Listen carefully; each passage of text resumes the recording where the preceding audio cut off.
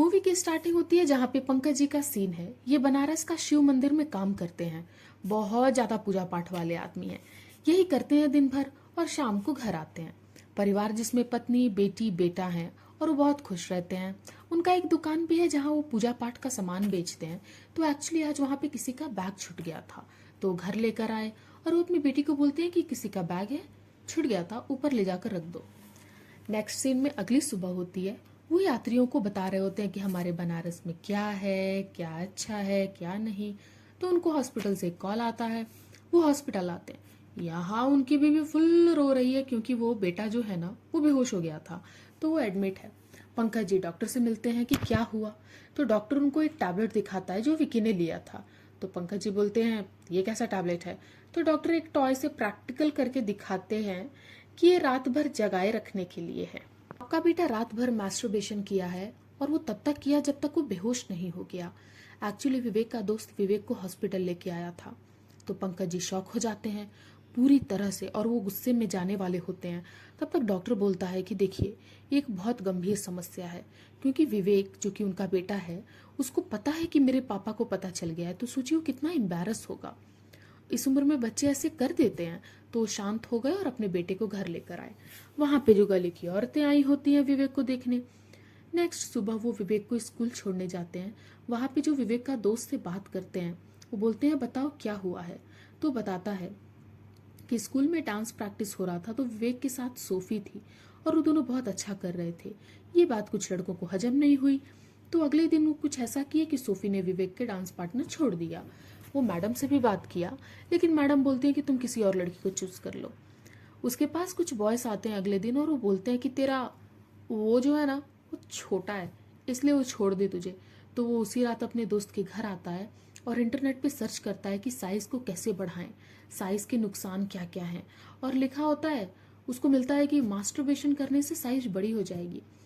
और वो कहता भी है आज मुझे एक लड़की छोड़ी है, कल मुझे कई लड़कियां छोड़ देंगी, मुझे करना होगा। विवेक ने टीचर से भी डाउट क्लियर करनी चाहिए, पर टीचर ने तो गाली दे दिया और भगा दिया। फिर वो एक दिन किसी प्रचार वालों से तेल लेके आया, असर नहीं किया। फिर कहीं और गया, फिर उसको भी ट्राई किया, असर नहीं किया। फिर एक कुछ मेडिसिन लेके आया और उसको भी खाने लगा। लेकिन अचानक से विवेक को लगा कि मेडिकल एक बहुत सही जगह है। तो मेडिकल से वो एक टैबलेट्स लेकर आया। एक्चुअली वो टैबलेट एक खाना था, पर उसने एक की जगह 3 खा लिया और वो बेहोश हो गया। बात सुनने के बाद पंकज बोलते हैं कि बेटा ये बात किसी को मत बताना। वो बोलता है ठीक है। नेक्स्ट सीन में वो अपने बेटे को बोलते हैं कि आज के बाद ऐसा मत करना, पढ़ने लिखने की उम्र है वही करो। वो एक दिन डॉक्टर से भी मिलने जाते हैं कि क्या करा जाए। डॉक्टर बोलता है कि विवेक को खुश रखिए और उससे बात करिए। तो ठीक है भाई। अगले दिन पंकज अपने बेटे को खुशी खुशी स्कूल लेकर गया, पर स्कूल के प्रिंसिपल ने उन्हें बुलाया और उसको बोलते हैं कि सॉरी, हमें माफ़ करिएगा, हम आपके बेटे को अपने स्कूल में नहीं पढ़ा सकते। तो पंकज बोलते हैं क्यों। तो उनको एक वीडियो दिखाया गया जिसमें विवेक वॉशरूम में मास्टरबेशन कर रहा है और ये वीडियो वायरल हो गई है। हालांकि पंकज के लाख हाथ जोड़ने पर भी स्कूल वाले नहीं माने और उसको उन दोनों को धक्के मार के निकाल दिए। ये वीडियोस आंटीज भी देख रही हैं और विवेक की माँ का मजाक बना रही हैं और उसकी बहन का भी। पंकज शिव का बहुत बड़ा पुजारी है। एक दिन वो पूजा करते वक्त बोलता है कि मेरे बेटे को बचाइए। तो शिव ने एक शिवगढ़ भेजा। तो इस तरह से अक्षय कुमार की एंट्री होती है। नेक्स्ट सीन में पति घर पे आता है, पर पत्नी और उसकी बेटी बहुत गुस्सा है कि उन्होंने उन लोगों से इस बात को क्यों छिपाया। तब तक पुलिस का कॉल आता है, तो वहां पर जाते हैं पुलिस स्टेशन। यहाँ पर अक्षय कुमार भी होते हैं क्योंकि उनका कोई सामान चोरी हो गया रहता है। वहां पे विवेक को पकड़े थे। एक्चुअली उसके पास एक चाकू मिला था, वो उसी लड़के को मारने गया था जिसने उसका वीडियो बनाया था। तब तक पुलिस को भी उसका वीडियो दिखा, तो वो लोग भी देखकर हंसने लगे। कैसे भी पंकज विवेक को लेके घर आते हैं। यहाँ पर सब डिसाइड करते हैं कि हम कुछ दिन के लिए गांव चले जाएंगे। वो लोग निकलने भी वाले होते हैं, लेकिन विवेक जहर पी लेता है। हालांकि सबके सब स्टेशन आते हैं, पर विवेक मरता नहीं है, अभी भी वो जिंदा ही है। वहां पे फिर से अक्षय कुमार से वो मिलते हैं पंकज जी। तो पूछते हैं क्यों भाई, आपका सामान मिला जो चोरी हो गया था। तो अक्षय बोलता है नहीं, मिला तो नहीं। तो पंकज बोलते हैं कि आपके गले पे निशान कैसा है। ये सीन दिखाया जाता है कि जब विवेक ने जहर पिया था ना, वो इनको इफेक्ट कर दिया, इसलिए विवेक अभी भी जिंदा है। शिव जी की कृपा। विवेक वहां से उठ के जा रहा होता है तो वो बोलता है कि जाओ अपने बेटे को रोको, वो रुकेगा नहीं। तो पंकज बोलता है क्या बात कर रहे हैं, तो पीछे मुड़ के देखता भी है, विवेक वहां नहीं होता। तो पंकज ढूंढने लगता है, तो ट्रेन के आगे खड़ा रहता है, ट्रेन आ रही होती है, वो मरना चाहता है। पंकज बहुत तेज दौड़ता है लेकिन वो बचा नहीं पाता। लेकिन हाँ, जो शिव का गढ़ है वो जरूर बचा लिया। वहां पर पंकज बोलता है थैंक यू बचाने के लिए। फिर वो बोलता है कि मेरा बेटा परेशान है। अक्षय बोलता है कि आप साथ तो दे रहे हैं ना उसका इस परेशानी में। तो वो शॉक होकर चुप हो जाता है। फिर अक्षय बोलता है कि जो उसके साथ हुआ उसमें उसकी कोई गलती नहीं है, आप सब लोग की गलती है। उसमें स्कूल की गलती है, उसमें आपकी गलती है जो उसे सही से इन चीजों का शिक्षा नहीं दिया गया। आप लोग को उससे माफी मांगनी चाहिए। फिर पंकज बोलते हैं सही गलत का तो नहीं पता, पर उस स्कूल में वापस नहीं लेंगे इसको। तो शिव के गढ़ बोलते हैं कि देखिए, मैं अगर रहता और किसी चीज में अगर स्कूल की गलती रहती तो मैं तो उस स्कूल को कोर्ट तक घसीटता। देख लीजिए, शहर छोड़ने से परेशानी नहीं जाएगी। तो उसको रियलाइज होता है। उसके बाद तो शिव का गढ़ वहां से चला जाता है। अगले दिन जाकर वो अपने बेटे से सॉरी कहता है और मन बना लेता है अपने बेटे को सही और सबको गलत साबित करके रहेगा। अगले दिन वो कोर्ट जाता है और एक वकील भी हायर करता है। लेकिन जब अब कोर्ट है तो नेक्स्ट टाइम डेफिनेटली वो स्कूल के अगेंस्ट लड़ रहे हैं। तो यहाँ एंट्री होती है यामी की, जो ऑपोजिट टीम की लॉयर होती हैं। ये सिर्फ लॉयर नहीं, उस स्कूल के प्रिंसिपल की बहू भी हैं। इवन जज का भी बेटा उसी स्कूल में पढ़ता है। तो यामी को देख के पंकज का लॉयर भाग जाता है, बोलता है देखिए ये बहुत स्ट्रांग लॉयर है, कोई भी इनसे जीत नहीं पाता। तो पंकज बोलते हैं कि देखिए सर, मेरा तो लॉयर भाग गया तो मुझे डेट चाहिए। तो जज उसको डेट भी दे देते हैं। घर आता है, जो झूला पंकज के शॉप पे छूटा था ना, उसमें वो देखता है कि आखिर है क्या। तो उसमें उसको सेक्स से रिलेटेड किताबें मिलती हैं जो कि हमारी पूर्वज किताबें मिली हैं, वेद उपन्यास टाइप। तो पंकज उनको पढ़ने लगता है, जिसमें उसको एक्चुअली फील होता है कि उसकी मदद हो रही है। उसका बेटा बोलता भी है कि पापा आप ये सब क्या कर रहे हैं, इससे मेरी और बेइज्जती होगी। तो बोलता है कि नहीं बेटा, तुम सर उठाकर जियोगे और फिर से वो स्कूल तुमको अपनाएगा। तो अगले डेट पे वो कोर्ट भी पहुंचता है। वहां पे केस स्टार्ट होता है और लॉयर बोलती है कि इनका बेटा स्कूल में गलत काम करते पकड़ा गया तो स्कूल ने इनके बच्चे को निकाल दिया। तो पंकज बोलते हैं गलत? क्या गलत? मास्टरबेशन तो सब करते हैं, ये गलत कैसे हुआ, और कहाँ लिखा है कि ये गलत है या सही है? तो यामी बोलती है देखिए पंकज जी, हर गलत सही कहीं पे लिखा नहीं होता। तो पंकज बोलते हैं ये एक एजुकेशन है जिसकी शिक्षा देनी पड़ती है और ये स्कूल का काम है।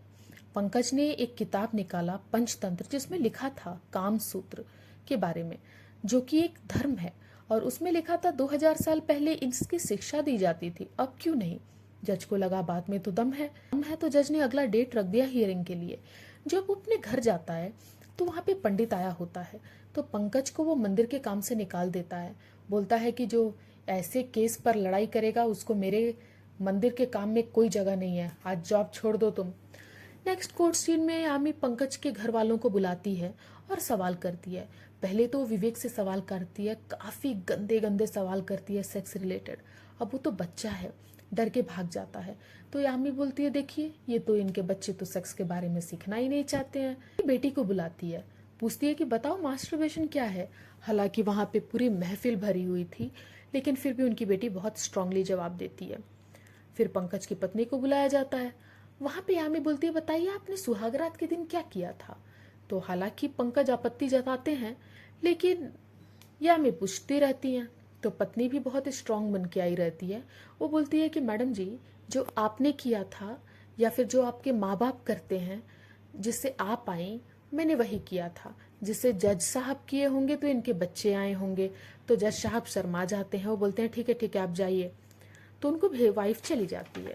अभी ने कहा कि अपने घर वालों को तो बहुत अच्छे से पढ़ा कर लाए हैं।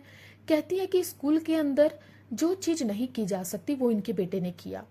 वही चीज सारे बच्चे ना करने लगे, इसलिए इनके बच्चे को निकाला गया, क्योंकि वहां हजारों बच्चे और भी पढ़ते हैं। जज ने नेक्स्ट फ्राइडे का डेट दिया।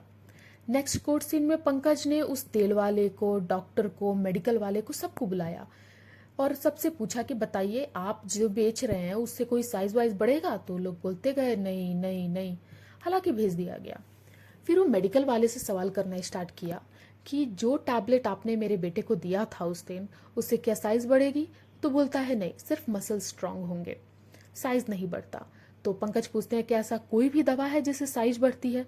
तो बोलता है नहीं। तो पंकज बोला आपको ये बात कैसे पता है? तो मेडिकल वाला बोला भाई मैं पढ़ाई किया हूँ। तो पंकज बोलता है कि बच्चों को ये कैसे पता चलेगा? तो बोला कि पेरेंट्स सिखाएंगे या स्कूल से पता चलेगा? फिर पंकज बोलता है एग्जैक्टली जज साहब, और उनको सबको बोलता है देखिए स्कूल की किताबों में ब्रेस्ट फीडिंग, एनिमल सेक्स ये सब कुछ तो पढ़ाया जाता है, लेकिन human breast feeding, human sex क्यों नहीं पढ़ाया जाता? उसके बाद वो उन सबको बोल देता है कि आप लोग यहाँ से जा सकते हैं, और बोलता है कि ये पढ़ाना जरूरी है। जज साहब बोलते हैं कि अच्छा। तो जज ने भी पूछा बताइए पंकज जी कैसे पढ़ाया जाए? तो हालांकि वो पिक्चर्स दिखा के बताता है कि बहुत आराम से पढ़ाया जा सकता है। ये चीज और कौन पढ़ाएगा? माँ बाप तो इतने पढ़े लिखे नहीं है कि हर चीज पढ़ाएंगे, स्कूल की ही जिम्मेदारी होती है। और वो पोस्टर्स में दिखाता है कि आराम से इन चीजों के पार्ट्स को पढ़ाया जा सकता है, आराम से बताया जा सकता है कि कैसे क्या होता है। ये नहीं कह रहा हूं कि प्रैक्टिकल करके, पर प्रोफेशनल तरीके से पढ़ाया जा सकता है। लेकिन इसके बाद पंकज के पास और कुछ ज्यादा जवाब नहीं था, तो एक्चुअली जज ने अगली हियरिंग दे दी। इस हियरिंग के बाद तो पूरे न्यूज चैनल में और देश में ये बात फैल गई। कुछ लोग इस चीज के फेवर में थे कि या सेक्स एजुकेशन पे बात होनी चाहिए, और कुछ लोग इसके अगेंस्ट। पूरे स्कूल का भी नाम मिट्टी में मिल रहा था। तो उस प्रिंसिपल ने पंकज के घर पे पुलिस भेज दिया। पंकज अभी पुलिस से बात कर ही रहा था, तब तक पंकज जी को एक कॉल आता है। कॉल एक्चुअली उस प्रिंसिपल का था। वो उन्हें बुलाया और उन्हें 1 करोड़ देकर बात निपटाने के लिए कहा। पंकज जी ने अपने बेटे को याद किया कि कैसे उसका बेटा परेशान होकर आत्महत्या करने जा रहा था। वो सोच के उसने साइन कर दिया, और घर जाते वक्त उसका एक्सीडेंट हो गया। तो अब नेक्स्ट सीन में दिखता है कि हॉस्पिटल में है। हॉस्पिटल में वही शिव का दास वहां खड़ा था। उसने बोला मुझे शिव ने भेजा है। पंकज नहीं माना, तो दास ने शिव का रूप दिखाया। तो पंकज रो के माफी मांगने लगा। तो उसने पंकज को माफ किया, और उसके बाद उसके पीछे क्या क्या हुआ है ये सब कुछ दिखाया, कि कैसे प्रिंसिपल ने और उसकी बहू ने चेक साइन करते वक्त वीडियो ले लिया था पंकज का, और जज को दिखाया। और ये भी बोला कि वो सब पैसे के लिए कर रहा था, उसको किसी सेक्स एजुकेशन से मतलब नहीं है। हालांकि जज शॉक हो गया, और उसने ये भी सोचा कि ठीक है मैं ये केस क्लोज करूंगा। फिर एक जगह भी दिखाया गया जहाँ जो पंडित था ना, उसकी जो पोती है उसके साथ जो उसका मामा है वो गलत करता है, उसके साथ छूता है, उसको किस करता है, उसके लिप्स पे भी किस करता है। ये सब सुन के वो जो पंडित है वो रोने लगा कि मेरे पोती के साथ ऐसा हो रहा है। यहाँ पे भी दिखाता है कि कैसे पूरा देश उसके लिए खड़ा है। तो पंकज बोला कि हे भगवान, मेरे से तो गलती हो गया साइन करके, अब बताइए मैं क्या करूं? तो अक्षय कुमार बोलता है शिव पे विश्वास। इस बार कोर्ट में बहुत ही प्रोफेशनल लेवल पे लड़ाई हो रही थी। विवेक की किताब लेकर आता है जो कि काम सूत्र है, और वो काफ़ी रिसर्च भी किया रहता है इस चीज़ पे।